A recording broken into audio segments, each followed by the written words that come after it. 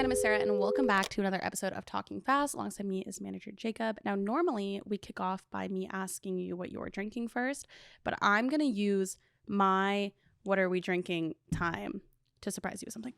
Whoa. Stand by. This could be huge. This could be...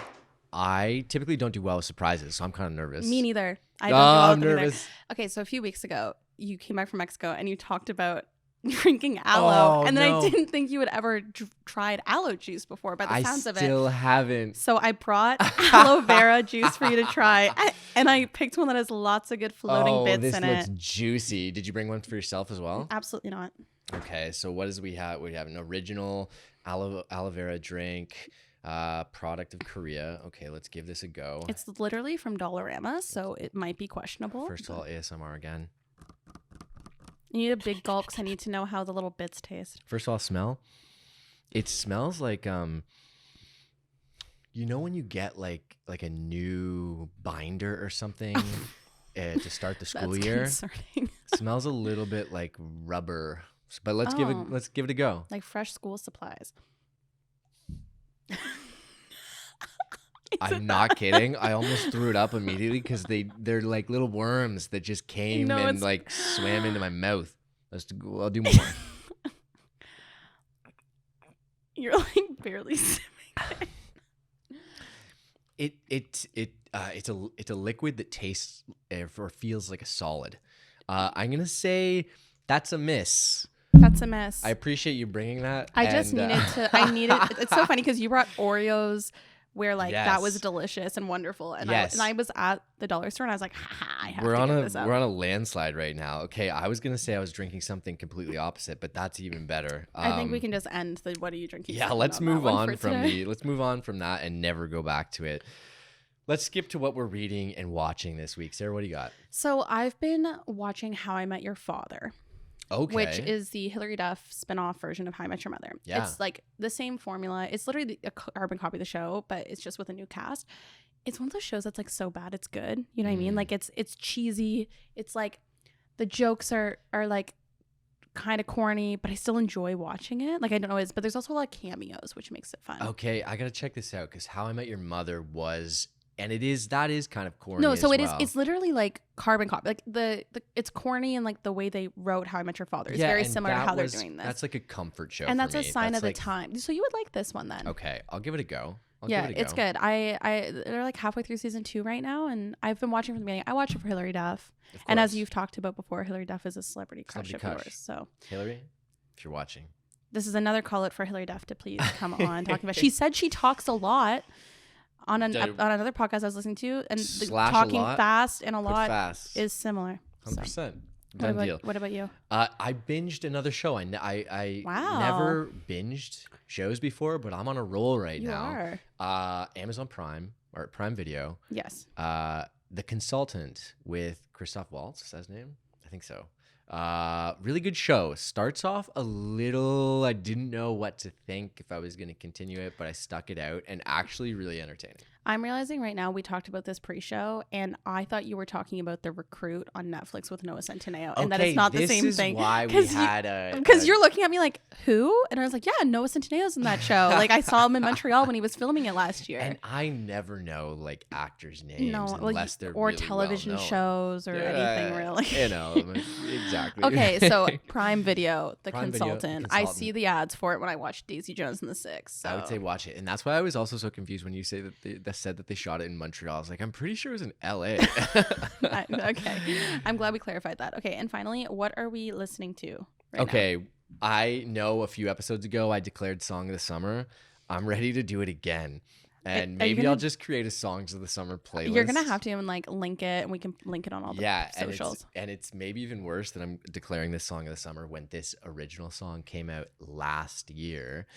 Okay, I want to make sure I get it right. It's Someone Will Love You Better by Johnny Orlando. However, it's the new Zach, what's his name, Tabudlo version. Do I know any of these people? Absolutely not. Is it a banger? Yeah. Johnny Orlando's like a little teen heartthrob sweetheart. He might not be a teenager anymore, but that's like who he is. He's Amazing. Canadian. It really? Yeah, Johnny Orlando's Canadian. Let's get Johnny Orlando on the pod because I'm ready to talk about how many bangers he's got. He does. He actually does have a lot of bangers. Okay. What about you? What are you listening to? I'm back on my Taylor Swift grind because I don't have any concerts coming up right now. Like your Taylor Swift grind. Like this I is constantly work. This is no, work like for you. I constantly go back and forth to Taylor. Like I'll go and listen to somebody when I'm like going to a show, right, and then I'll go back to Taylor Swift, and then I'll go back to like whatever, back and forth. You've been and I was in my rep era. Yeah. Where are you now? I've been listening a lot to Folklore and Evermore, shockingly. I think it's because it's like kind of like dark and gloomy outside. There's this really good playlist that it's like Folklore and Evermore. Someone's gone through and just like every other song, they flip it back and forth. So you listen to like one Folklore, one Evermore, but it's the whole album still in proper order. So that's what I've been listening to. And I think it's just because it's like cozy vibes. What's your favorite track off of both? August? Yeah. And Champagne Problems. Okay. Actually, yeah. I don't know. It changes. I don't like being held to like one single track. They're There's all too good much. tracks. She has like 200 and something songs. I can't do that. Shout out to T Swift again.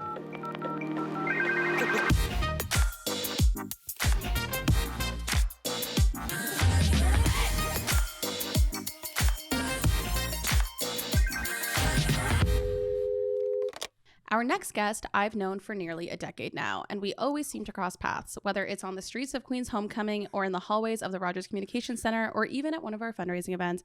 Moose Bendago is someone who's always brought the best energy into my life on and off the screen. Most of you know him from his time on Big Brother Canada, but this guy has been like a little brother to me for years. Welcome to Talking Fast, Moose. I was so proud of that intro.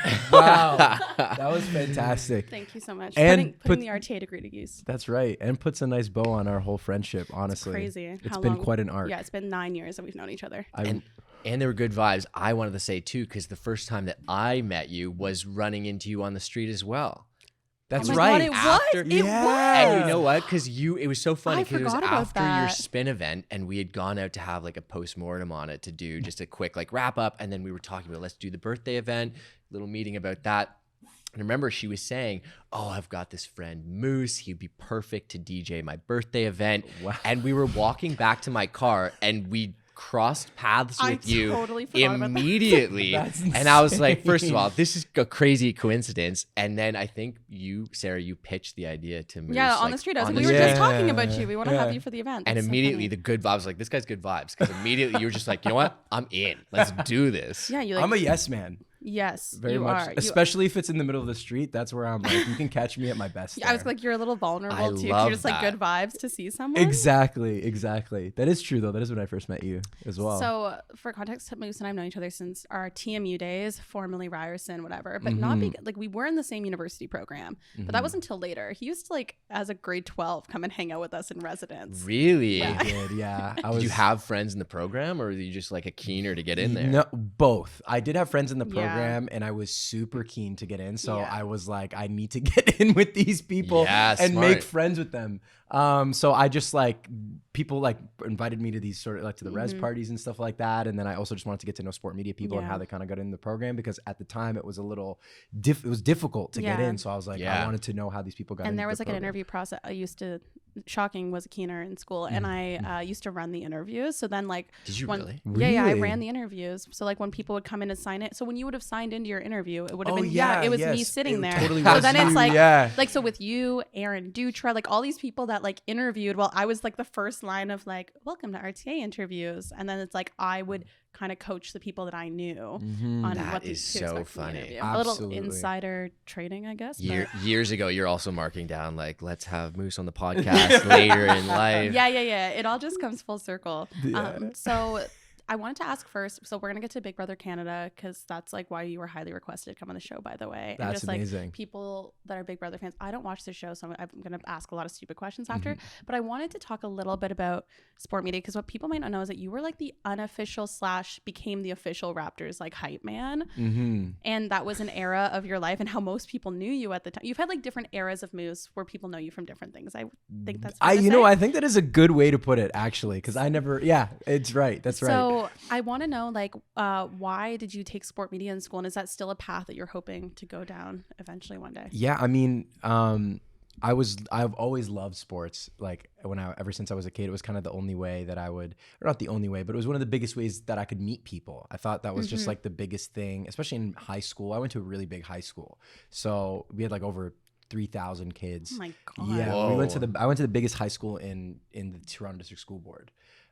So the biggest way to get to know people was to be in clubs and be in sports teams. And so I'd always knew that was a passion. I didn't even know sport media existed as a program until my grade 12 year. And that was when you had to apply for different programs. I didn't know what I wanted to apply to. I didn't know what I wanted to do. Yeah. But I did always have a passion for being on television or talking to a camera or something of that nature. So I knew I wanted to be in sport media. And, to look at it now, I mean, I got into it because I did love it and I wanted to be in front of the camera selfishly because I just love talking. Yeah. That's why I'm on Talking Fast right now. I love talking. So I was just like, and I love talking about sports. But, looking at it now, I don't know that sports is necessarily going to be my vice in the sense that I'm going to be behind a desk doing the highlights because that's what I thought was the only job that existed at the time. But we live in such a fluid, society when it comes to social media and online personality and telling stories. So I think there is a path for me to get back into the sports world or still in it, talking to athletes, hoping to inevitably get my own show at some point to do that. But right now, I don't see it as the gold star, North Star that I thought it was back then. But I still do love sports, and it always is going to hold a special place in my heart. Yeah, it's kind of a good starting point, I think. And I mean, you would know this too. Like when you go to a program like that, you learn so many different types of things, whether it's all like transferable skills, whether it's sports or not, and just content creation in general. But you're right. The traditional jobs that we were both taught don't really, I didn't think I was going to have this, you know what I mean? Like the traditional jobs that we were both taught don't really exist the same way Yeah, anymore. that's kind of the case I find. I mean, I was also in the same program before RTA, sport media even existed. I was sport media came about the year after I graduated. You still had to get an English minor, right? I did have to do the English minor. We didn't have to do Cheers. that. I don't have to worry about any of that. As I'm writing my essay after essay after essay being I'm not going to use this. But I mean, it's a little applicable. But anyway, most of the people that I know from the program, it's a similar case, right? Where you go in thinking that you're going to do one thing, but you're acquiring all these skills that are going to be applicable to a ton of different routes. And no matter or the whatever the path you kind of take, you end up doing something else. We're talking about the eras of Moose already, right? Where you have this amazing storytelling ability, the ability to connect with an audience clearly in a bunch of different ways. So yeah, it's a different era, but it can change from day to day. I imagine. For sure. Speaking of eras, we're gonna get into your reality TV era. I want it, when it got posted that you were on Big Brother Canada, I think because everyone is sending that shit around, right? Yeah. I sent it to Haley Graham and I went, "This is the most on brand thing I've ever seen in my entire life." But also, granted, which. That wasn't the first go at reality TV for you. Yeah, You've right. had other opportunities that just didn't manifest the same way that Big Brother Canada did. That one was clearly the right opportunity at the right time. Absolutely. So how did that come about, getting on the show? What inspired you to apply? Then what was that process like? My story isn't as sexy as some other people's. I'll tell you that much. There are super fans out there who've been applying for years. There's other people who applied, got all the way to the finale of casting and then didn't make it that year. So that's something that happened to me on another show. And being on a reality show being on a reality TV show has actually been a bucket list thing for me. It was never I want to be on reality TV. It was just what's a cool thing that I could do when I was making my bucket list. And I was like, this is definitely a once in a lifetime experience. It seems cool. Yeah. So I made it to the finale of this other show, didn't get on. I was pretty beat up about it because without getting too deep into it, I had this guy who's my friend's uncle who reads horoscopes for fun. He's a lawyer. He's not he's not a hippy dippy kind of guy. Yeah. But he read my horoscope and he's something really good is going to happen to you this year. That being last year. So you thought it was going to be that original reality Yeah, show. Exactly. So that I didn't make it, and I was this guy is full. Where's the horoscope coming true? But he said it was next year, which was the year of 2022. Yeah. Right? Because I spoke to him in 2021. I was like, all right, this guy is full of it. Sure enough, at the beginning of 2022, I made it onto Big Brother. I because I'd made it to the finale of casting, I was like, this is realistic. You can do this. I've done You it have a once, good I can do it personality. again. Yeah, I just thought it was impossible. The first one I applied online, I just put my thing and I was like, they're never gonna hit me up. And then I got a WhatsApp message from LA. I was like, holy, this is real. Yeah. So that kind of opened my eyes to this can happen. You know? And I saw my friend Erica, who's on a previous season of Big Brother, who knows me from my Raptors era. We used to work together on the TO cruise, what it's called. You like throw t-shirts and towels in the crowd. She posted on her story, email this person if you want to be on Big Brother, is basically the essence of what her thing said. Yeah. And it was on a story. So like I could have missed it that day. I didn't want to apply for Big Brother. I didn't know much about Big Brother. I'd only ever watched her season and like a really old season when I was like 12, and I used to like watch Okay, TV. I saw you talking about this, which is wild for someone applying to a reality show. I mean, like think about our previous episode with Erica, the winner of Survivor. And it's like people study that show. Yeah, they're like opposite ends of the spectrum, right? Of like someone who has watched every single second of the show. You've only seen one season. I only ever saw one season.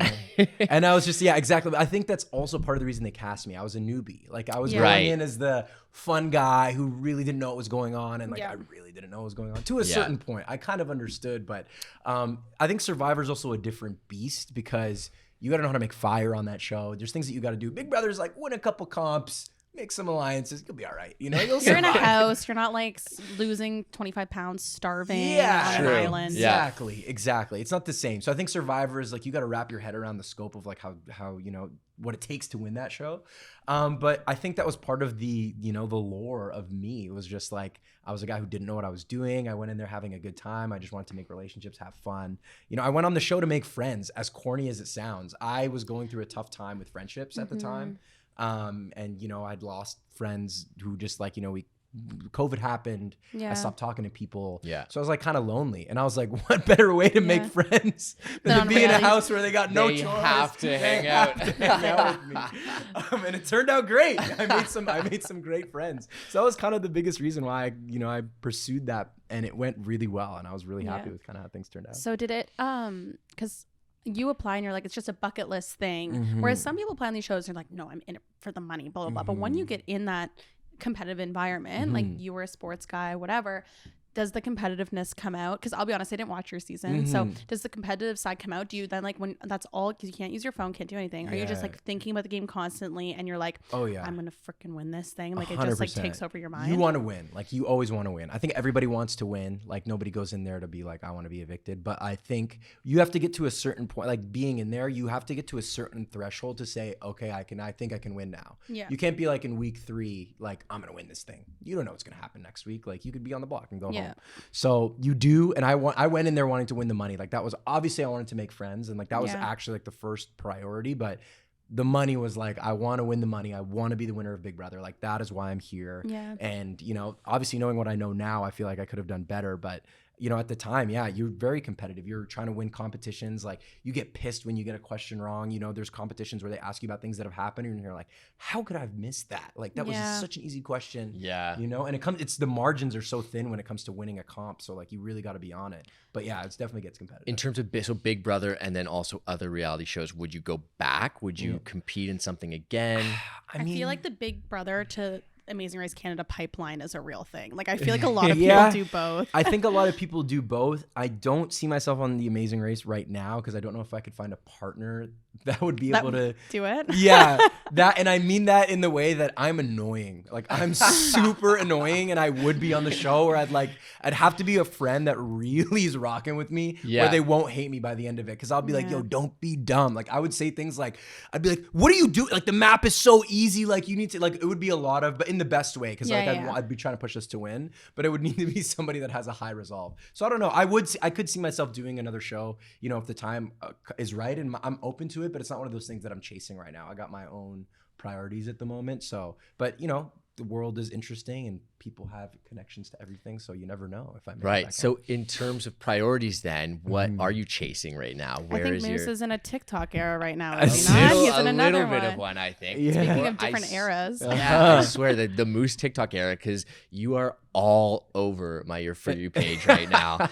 And it's good stuff. Yeah. This is high quality content. Wow, you think so? For people that don't know, whether you know Moose from Big Brother Canada, whether you know him from being the Raptors hype man, whether you know him now from TikTok, you've been doing having people finish like the Vine sings, right? That's kind of like what blew you up. And Absolutely. those videos are insane views, like tens of millions. What inspired you to start doing that? You do it on our old campus too, which I find hilarious. Just running around TMU. And I watched you try to do it at U of T too, and it just was not as successful, right? It's really funny you bring up that U of T video because I've been crucified for it online. Because people are like, you've come during midterm season. I'm like, I filmed this a month ago. What was the U of T video? Well, he tried the same concept on on U of T's campus instead of TMU's. Okay, so a little bit more stuck up. Was that the vibe?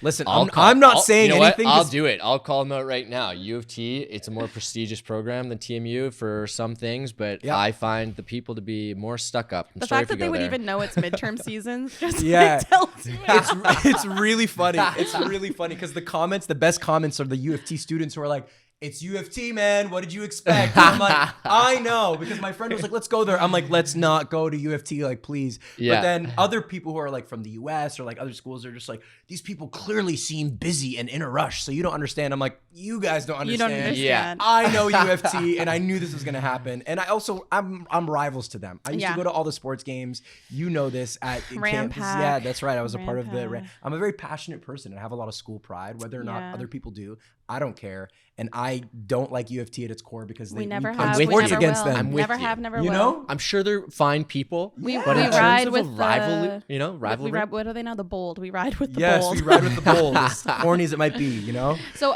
how did that idea come to be, and did you ever think it would be this successful? Honestly, no. I do. So I initially wanted to do Finish the Meme. That was that was just the like in core. general. Yeah, that was the first idea. It was Finish the Meme. And I filmed with my friend Young. Shout out Deviation TV because I wouldn't be here without him. You guys can follow him on TikTok as well. He's got a bunch of stuff.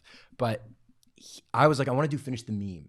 But it turned out the first memes I chose were Vines. And that was an accident.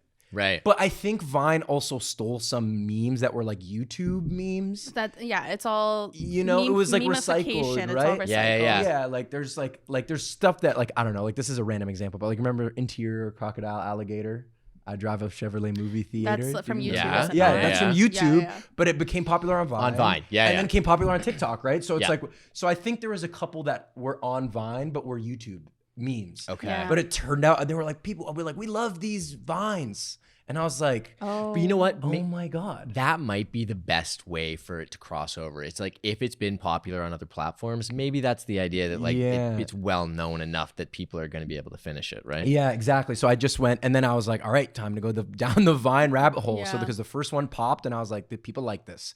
And then I just went down the Vine rabbit hole, did 2 of the same, like I had like 4 that I was using consistently, did 2 videos like that, and people were like, we're sick of it, get new Vines. And I had 7 videos lined up with those same Vines. I was like, gotta go to the drawing board. So then I brought in new Vines, and then there was the one video specifically that you're talking about that kind of shot up my trajectory, and it was like hit like 30 million views, and I went up 40,000 followers in a day. Oh wow! And it was and you don't hear about those types of numbers anymore on TikTok, to be honest. Yeah. Like especially the growth of like the following. Yeah. And so for anyone not familiar, essentially it's like a man on the street style interview where you go up to people and you say the first half of the meme, and they are expected to so finish it's unprompted for those that don't know. So it's unprompted. So it's like it's not like he's going, we're gonna go with some Vines. Like he's just gonna say like it's a little Billy on the street style where they don't exactly. expect what's coming next. So do people now, when you like, have you, because you banked a bunch of those, filmed them, but now do people like recognize you on the campus? Does it make it harder? Like people want to be in the video? You know what? Unfortunately, a good amount of people do recognize me now. And I say unfortunately because it's much harder to get the videos across for 2 reasons. One, you have the people that want to run up to me and do it, because I'm not doing the Vines only, right? I'm doing a lot of other videos, and I don't want to get pigeonholed into this like Vine guy thing. You know, it's great, and I've been doing videos, but there's a lot of other content that's on my page. So people come up to me and they're like, so you finished the Vine? I'm like, no, I'm not asking. I'm not asking that. I want to know your worst date experience. And they still will do the interview, but then I get other people who run the opposite way. Oh, just avoid me. Like they make eye contact with me, guys, and they literally look and they're like, like you see it in their face. They're like, go, or they take a huge like outside route from my path. Sometimes I run them down, which is fun, and I like doing that. But yeah, some people just like run the other way. And I also get messages sometimes of people who are just like, "Oh my God, I wasn't ready. I didn't know. I would have known if you told me." That's like, that's the whole point. Yeah, I think my favorite is when the meme could be something that could be like a genuine question, and they just try to answer you just like a friendly person. Yeah, like the 9 + 10 one. Yeah, dead air. Yeah. When they give you exactly. The one where she's like 19. She's one of the ones that I thought was the funniest. She's like 19. I'm like, come on, 9 + 10. She's like 19. She's dude. like, are you dumb? She fully came from U of T. She just happened to be like on the happened to be on campus. Exactly. Yeah. So it's been pretty good. So I mean, like, I've known you for a long time and you've always been like this outgoing, like creative person, but you're really like thriving and creating your own content right now. Do you think like being on Big Brother and like being on reality TV and being that like, I don't know, I guess did it show you that you could use all of that as a separate career path? Because before that you were working at other places or like bouncing around doing freelance stuff or whatever. Did it show you that you could do your own stuff and succeed in it? For sure. I don't think that Big Brother was the catalyst for that happening for me. I always wanted to do my own thing. And I knew I was going to do TikTok inevitably. Or at some point, I was going to be like, let me take this on seriously. So you talk about like banking videos. I just deaded my TikTok for a month. I had like, 2,000 followers because I was making dumb videos once every week. You know? So, which is honestly an interesting question I have for you because I want to know when you started going in like super serious with your TikTok. I went in serious when I lost all my work in the pandemic and I mandated 3 videos a day for myself in March of 2020. Wow, that's what you did. And then how many videos did you bankroll?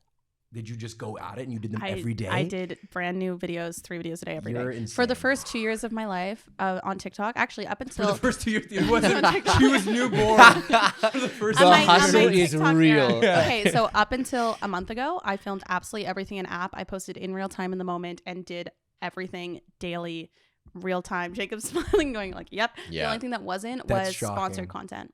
You're insane. I know. That's why my mental health is down the drain and why I go to therapy now. I've changed the way I do it now, but I used to never bank content. If I did bank content, it would only be because I'm like going to be busy or on vacation or something. But vlogs are in the moment. Always. You know what? I'm going to give you props because I couldn't even touch you. If you asked me to do that, I couldn't even do that. So how do you shoot then? Do you shoot for hours at a time and then just bank it all? So what I did initially was I was like, I want 2 to 3 videos a day. Initially, I was like 3 videos a day. So then I did, I had 90 pieces of content for, I think it was November, December, January. So I had 90 pieces of content, or about there. It was like 75 pieces of content. And I was like, okay, I got it. Yeah. Did a bunch of videos and just was posting. That's what it was. 3 times a day, every day. I put up my TikTok on business account to schedule them because you can't do that on a personal account. So then I was doing that 3 times a day. And then, the growing grew. And then I had 2 videos that did really well that got me to like 40K. It was at like, I think it was at like 10 to 20. And then I kind of got 2 videos that popped off back to back that like threw me up to 40K. And then I posted the Vine videos and then it went from 40 to 80.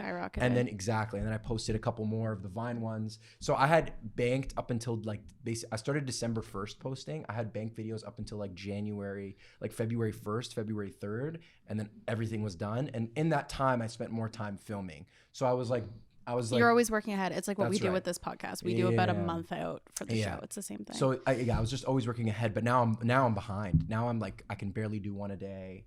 Because I've been doing sponsored posts as well, and that takes up a little bit of time, and I'm trying to catch up a little bit. So I mean, I'm not going to beat myself up about it, but I'm a little behind now, so I got to get back into having a bunch of stuff ready. Right.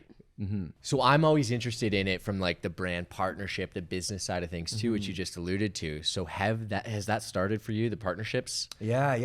People have been messaging me. I've actually had to reject a few that I kind of didn't really align with my brand, but there's been some that have done really well and people I've worked with. Yeah, I think I saw one too. It was the craft dinner one, and I'm always interested. I'm like, how is a partnership going to be integrated into a person's individual niche, their style of content.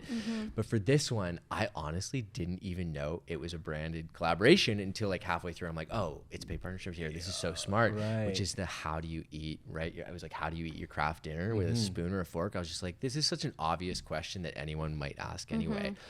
So is this like on the business perspective of things, is that where you want to take it with like TikTok more also as a career opportunity as well? Like where are you going to take TikTok here on? Yeah, absolutely. I mean, I'm definitely going to still focus on my own stuff and do my own sort of things. I've got some videos coming up that I think are going to be in the vein of the Vine stuff that are going to hopefully do really well, which I'm excited to film. So I'm my number one thing is never to lose focus on my own videos and my own content. Like no matter what, no matter how many brand deals come through, I got to stay true to what I've been doing, which is the authentic, funny things that people have enjoyed from the start. But I'm definitely dipping into the branded world now. I always try to let them know that they have to align with what works for me. You know, I'm still learning. Like I don't know a lot of things, and I'm sure as you were figuring out as you were first going and you were, you know, dealing with it, like I'm learning a lot, like how much I should be being paid for these things, you know. But I think my style is so integratable to be able to talk about something in the street makes it really, really easy to ask questions about a brand or a product. For sure. So I think I'm pretty lucky in that sense that it's just like, all right, how are we going to seamlessly talk about our brand while this guy interviews people? Yeah. So no, I'm definitely trying to take it in that route, but my long game is to hopefully have my own show. That's what I'm trying to do. You know, whether it's a YouTube thing, whether it's a Netflix thing, you know, I have a couple of ideas brewing, but I want to take TikTok as far as it goes, including Instagram, socials, make money off of that full time so I can basically travel the world, because that's something I've always wanted, as a job where I can travel. I've always had that in my mind. So as long as I can travel anywhere I want, that's the main goal. And then hopefully parlay that into having my own show. She's just smart, because a lot of people don't have it. I would say that you do, and it makes sense with what you've been talking about with, like, you know, talking about broadcasting in university. Obviously you're or maybe not obviously if people aren't familiar with you, but you're also a DJ out there in front of people all the time on reality TV. Like you're a big personality, but also an engaging one, right? And I think that that's maybe the most important And I thing. think like what's important to know, and it's like you literally have not, in 9 years I've known you've not changed. Like the Moose that you guys see on like Big Brother, like talking here, whatever, like you're the exact same person, which is appreciate that. Thank you. But it's true. And it's like, that's why it doesn't surprise me. You're like, no, I'm like already making it that brands need to know what my content is, what like I want, what I want to do. Like we like I said earlier, like it was not surprising when you went on a reality show, because it was like it just made such perfect sense for you because of how like bright of a personality you are, and also just like great energy, like, and you've always been that way. So that's why, I mean, if you think you're gonna have a show, like I think you will. Like you just seem to be someone that puts your mind to something and does it. So I hope so. We'll see if it's in the cards. But I'm also the type of person who's just like very free, and I'm like, it'll happen. I need to plan stuff. Well, you need to go back to that. I was gonna say earlier on, we didn't touch on it, but the lawyer who loves reading horoscopes or whatever. Go back. You need to like get a segment on the pod with him or something, or you need to get him on your TikTok somehow and like do some horoscope readings to just see where we're at. I honestly should. Yeah, he's a very interesting guy too. Like he's made his money as a lawyer, but then he's like, let me read your horoscope. I was like, who is this guy? What an interesting juxtaposition. I know. So Jacob briefly touched on the DJ thing. Is that still something that you enjoy doing, or is it more of just a way to like make money on the side now? Like what's... Oh, I love DJing. You love it. Oh, I mean, yeah. you can tell that you love it too. It's so fun. I've always wanted to DJ. It's just like, I've loved it. How did you get into it? Because it's something like how I just start? Okay, so I always used to do, I don't know if you guys ever used to mess with these, like you know like virtual DJ, like this is like pre, like even when the Mac was popular, like on my Windows PC, I remember when this like was kind of a thing. Oh my god, like mixing on yeah. So I used to do that all the time when I was a kid, and then during the pandemic I hosted a couple of online music festivals, and in between so in between people's things, performances, I was like DJing, but I was using this online virtual DJ thing, and I'm like, this is hot garbage. Like I need a controller. I can't be doing this. So, you know, I hosted these online music festivals. They went okay. We raised some money for charity. And then I bought it was one of those things where the universe kind of slapped me in the face. One of my friends' dads had an old controller that he never used. He bought it because he used to scratch. He used to scratch on like old, he got records like all on his wall. And he bought this electric one, and he's just like, you know what? I thought I was going to do the technological thing.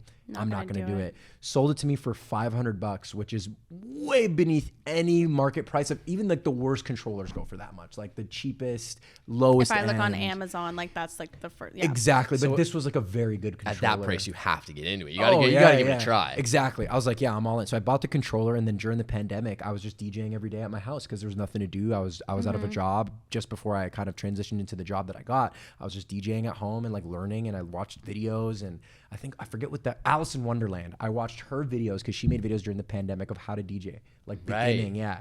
So I watched her videos, and that's how I got into it. And sure enough, I've like just been growing and growing. I see myself performing on a big stage one day in front of a lot of people. That's how I always perform, is like I imagine that there's like thousands of people watching me. Yeah. I won't become a tour DJ. I will say, like I might be a tour DJ, but I won't be like a Calvin Harris type. Right. No, like I won't be Zed. No, but it's like a good like to bring all this together. Like there's like live shows where like reality TV stars go on live shows, or these types of things that you can then like, it's also just like another skill set to have for you as well. I remember it's because when I was like, oh, my friend Moose is a DJ, so we hired you for our Sick Kids event, which was like sold out. There's like 250 people there.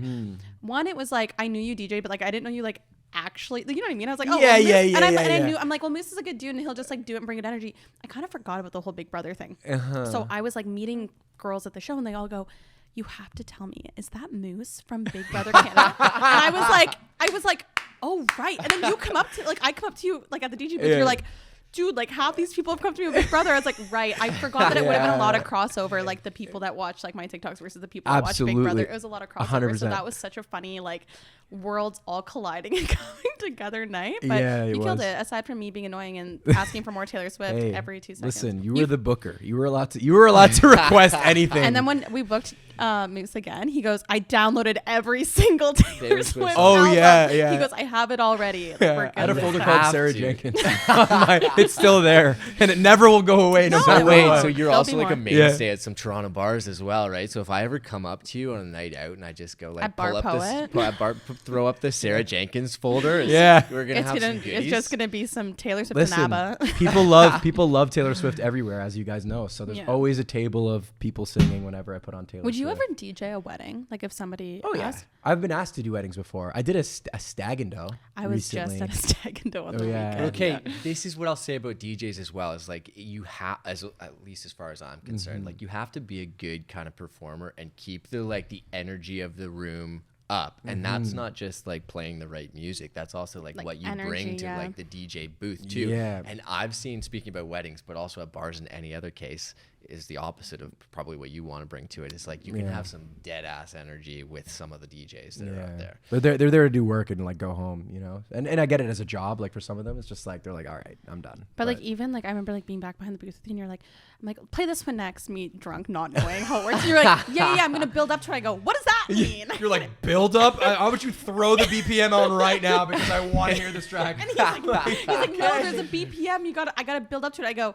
and then in hindsight, I understand now. I'm like, oh, okay, like I get it. You have to build up to that. So you like do you deal with that a lot? You must, right? Like wild requests. And people request all the time. I don't mind requests. I'm in my taking requests era, to be honest. Okay. I don't mind. I'm still young. I'm still new. I'm learning. So, but once I get to the point where I know I'm good enough and like nobody can talk to me, I'll be like, yo, sorry, man. Yeah, you know. But not now. Feel free to request. Throwback, go listen to the Preston Pablo episode, because what was he talking about? Speaking of different DJ eras, it's like the what's that called? The cryo era, the cryojet era. You're gonna get the cryojet era. I need the Moose cryojet era. Yeah, coming soon. You know, for a second, just before we transition, I thought you said Pedro Pascal for a second, because a lot of people tell me I look like him. What? I know. That's how I felt. Okay, but I think it's from the top. I think it's from here up. I can see especially with the glasses on, right? No, with glasses on. Yeah, you know what? I see it. Your eyes. In profile, I see this. I get a lot of TikTok comments saying this dude looks like Pedro Pascal, and I was like, who is this guy? He's also top of mind right now. Yeah, so exactly. You Sorry, I just thought you said all that day though. That's a good comparison. Yeah, it is a good one. Yeah. So we are going to go to our voicemail segment, and you're going to try to give some people advice / just answer a couple more questions. Okay, sounds good.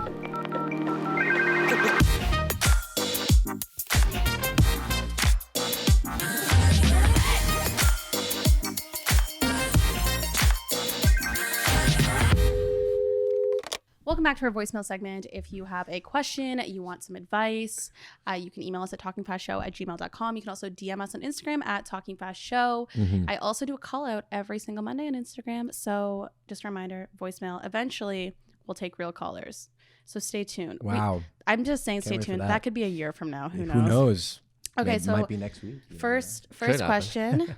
And you're a Toronto man, so you've lived here your whole life. Pretty much. I was born in Regina, Saskatchewan, though. Which is wild. So we can put that on the record. Oh, damn. Yeah. How do you make friends in Toronto? Jeez. Do I have to pick up the phone? No, okay. But you could if you wanted to. This is how I make friends. No, okay. This is how I make friends in Toronto. You know what? You go on a reality TV show. I just want to be the thing is I want to be positive, but part of me wants to say that Toronto is a frustrating place. We could be real about it. Real about it. Like, it really is. Yeah. It's like to be honest, it's just Toronto has gotten clickier and clickier the older I've gotten. And what 100%. I mean by that is like there's a group of people that will like each other, and then your consensus of how they feel about you is like the group's consensus. Yeah. Which is frustrating. So it's like, and if you want to get in, it's like, well, do we all like you right now in this moment at the bar, or do we all not like you? It's like, let me just be friends with one of you. I'm just trying to make friends. So you know what I will say, the best way to make friends anywhere, including Toronto, is to go out by yourself. Mm-hmm. And I know that's scary for a lot of people, and I know some people would never do it. But honestly, you go to a concert alone, you go to like even the bar alone. I don't really like going out like that to like the clubs and drinking really, but like going to, going bowling. I go bowling alone sometimes. You just talk to the people that are next to you. Like you might not make lifelong friends, but you might make friends that you see all the time. Even at the gym, I see people at the gym. They're not my friends that I ride or die with, but like some of them I know I could probably excel our friendship and talk to them more. Yeah. So honestly, just don't be afraid to talk to people. Just start the conversation, I think is another one too. I think people are afraid to like be the first person to start a conversation. To say something. And you could say anything. Just talk about be like, oh, you're wearing Converse at the gym, like, classic. Me too. Or something.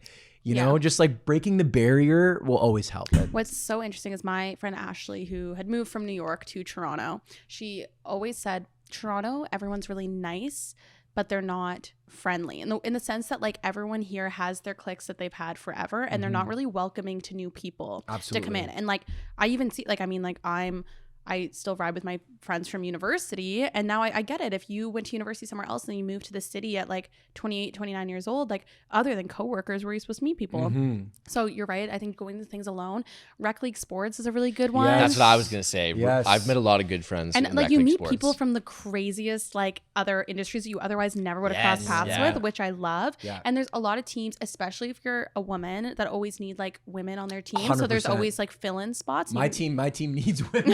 Yeah. On the weekly we need. If you're in Toronto, the whatever, rec league if you soccer. Can get in like the female WhatsApp group, female subs group is huge. Yeah. But you're right. I think you do have to put yourself out there and go to things alone, and that's the only way that you're going to be forced to do your comfort zone to meet other people. Exactly. So yeah, it's just like, and also follow through. If you want to hang out with somebody, you got to make the commitment follow through. Like, oh my God, yeah, let's hang out. Like, yeah, it's like no one ever follows through. Others, Yeah, that's one thing. And one thing I'll add to, and I'm like the worst at this, is but like making plans that aren't like a work project. I'm the worst at just like, let's go and work on this together. Let's like start a project together. Like there is something to be said about just making a plan to do nothing but hang out. Yeah. You know what I mean? Especially Toronto in the summertime. Just walk around. Yes. Exactly. It's a great city. Dude, hit a park, bring a Frisbee just go alone. To Bellwoods. You're set. Go to Bellwoods with a Frisbee and a bottle of wine and you'll make tons of friends. Oh, literally. I go ask people to play spike ball all the time. Like I'll be with friends and I go play spike ball with people and make friends all the time.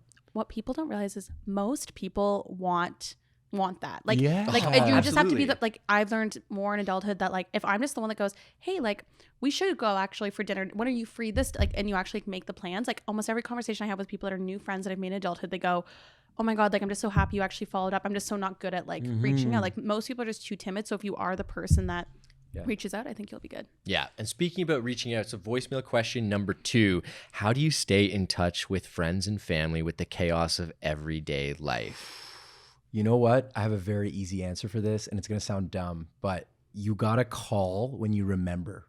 No, this is a good tip. That's good advice. No, I've heard the same thing. You just randomly FaceTime people or call them, and most people love a random phone call because if they pick up, it was meant to be. Yeah, absolutely. Like so one of my good friends, DX, who lives in LA, asked me the same question because he was like, man, I feel bad. I haven't called my homies in a while. I'm like, call them. He's like, yeah, I know, but it's been so long. I'm like, so call them. You gotta just call. Like when you remember, because all whoever asks this question and or people who feel like this, they go, damn, I really wish I called my cousin. I haven't spoken, or I wish I could see them. I haven't spoken to them in a while. and then they just die. The thought dies there. You should call them right there immediately in that moment, because whether or not they pick up, they will see that you called and then either call you back, text you, or even if they don't call, you'll probably call them again because you're like, you missed my last call. And then if they don't answer a couple times, then you have an answer about where your relationship was. But all you have to go is like, I was thinking about you, like it's been a while, and it's that simple, right? It's so easy. Yeah. I think that's good advice, because I've tried with friends, especially that don't live in the city. It's like I've tried scheduling FaceTimes and stuff. There's always a reason to push it off. There's always a reason to do it. Now I've moved into the just like thinking about you. I'll just call you up. Why don't you just call Taylor? And it's good to do that one-on-one too, because sometimes I'll fall into the trap of like, if I have a good core group of friends, I'm like, oh, we all have to hang out together. No. I can only catch up with this person if like we're in a group setting and like going out to a bar, going to dinner or something like that, as opposed to just catching up with one person one-on-one. That's how you build solid relationships. And also call your parents. They will love it. Just call your parents. I live with my parents, so. Okay, so give them a call. You're gonna go. You're like, I'll see them in about an hour. So this question felt fitting, and now you've already been on a reality show, but if you could go on any reality show, what would it be? And I'm gonna add to this question and go, it could be two different answers. Which one do you think you could actually win? Ooh, this is tough. I've always wanted to go on Survivor. Same. That was like my childhood reality show. Could I win it? I don't know. I think I might overplay the social game, so it might be a split answer for me, but I'd have to think about what I could win. That's tough. I always thought I could win the circle. Really? I was going to say that for you too, but you would have to be a catfish. Okay, you know what? I've thought about this. I've only seen the first season of The Circle, but I was like, immediately I would be just like, I don't know, hot girl or something. Yeah, but the thing is, you could play any. The thing is, I feel like you could play any catfish. Like you could play hot guy, like gay girl. Is that, Moose, is that a catfish? I don't know. No, I mean, I'm just saying, if you used yourself, that'd be too easy to be a hot guy. You know what I mean? We need the classic circle. Yeah, the guy who's got like, I don't know, like oil all over his body. Yeah, for sure. No, I know what you mean. I know what you mean. So I think that is very much. I think you would do great on the circle, and I think you could win the circle too. I think I could win as the yourself circle. Though. Exactly, because I think people would think it's fake. I think people would think I'm a catfish if I am myself. Oh, yeah, exactly. Yeah, I think she's too nice. I think I'd have too weird of a job. Like also, I would never cast on any reality TV show because I am a television producer. They don't want somebody that works in TV. Yeah, I mean, I don't think they'd like it. But that's the one I think I could win. I've always wanted to go on Survivor, though. I think that's like the trade-off. What about you? What do you think you could win, and what other one would you want to go on? Okay, so we're manifesting right now. If you ever would go on another. Now that I know the keys to winning Big Brother, I think I could go back on Big Brother and win. They have to do a celebrity. Or not celebrity, a returning season for Canadian eventually, right? Maybe that might happen depending on how the show goes. I will say though, everybody who comes off the show feels that way. But I knew nothing. Like I went from knowing nothing to playing, which gives me I know the concept of the game. I don't know the concept of other seasons or other things that happen. Like I know how to play the game as opposed to knowing how the game should be played. Yeah, you're not gonna emulate someone else. Yeah, or the strategy that other people do. So I think if I went on Big Brother, I really could win. But outside of that, I actually really want to go on The Mole. Ooh, it looks cool. So good. It looks so cool. And I think there was an old version of The Mole, and this is like they brought it back. They brought it back. Yeah. So The Mole would be a big one for me. I feel like I could win The Mole. That's why, like, especially if I was The Mole, I think I'd just be likable enough and like be suspicious enough that people are always like, it's Moose. No, it's too obvious. It can't be him. And I would just be like, yeah, come on, like it's not me. And then also, if you get into that little Netflix reality universe and you get to go on the other shows, I could see you and in all that of for sure. that. Yeah, exactly. Absolutely. I don't know. I couldn't do a dating show though. At least that's how I feel now. Oh, that's what we'll play this back if he ends up on Haley, listen. I'm interested. What do you think you could win? I've always thought that I could win The Bachelor. Maybe this reaction by both of you says otherwise, so I'll see myself out. Wait, but isn't it The Bachelorette? Like, it's your own. I'm The Bachelor. Yeah, exactly. No, but you don't win The Bachelor if you're The Bachelor. Did. Like, what do you mean that you get to pick? You're the last guy. You are. You're the prize. You're the prize. The Bachelorette. I win love, you know? I've already won.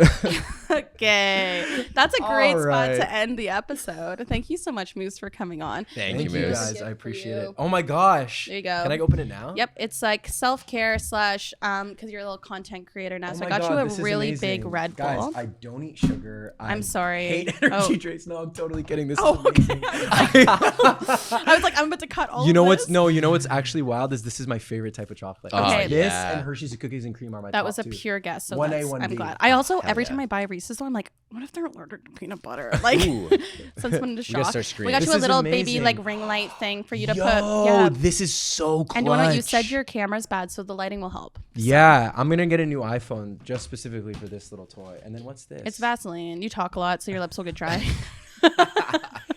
You know what? It's very funny. I gotta shout out my girl Cache. She always wears lip product always, and I never do, and she crucifies me for it. But I don't have crusty lips. I'm not saying you did. I'm just saying that like when you're talking a lot, it all goes hand in hand. Sure.